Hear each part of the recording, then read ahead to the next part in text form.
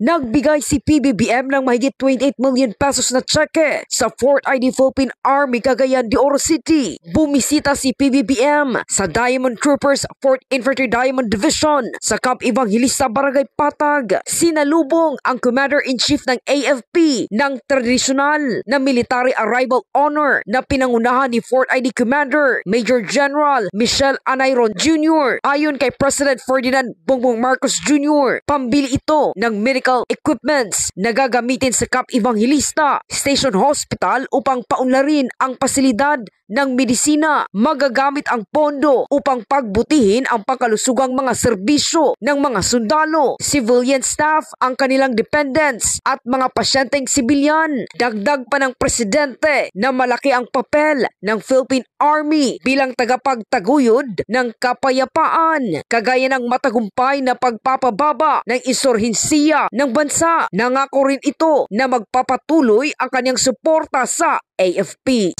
Ako si K5K Buscaino para sa Kampiyon na Balita, Serbisyo Publiko at Kasiyahan. K5 News FM. K5 News FM. News FM.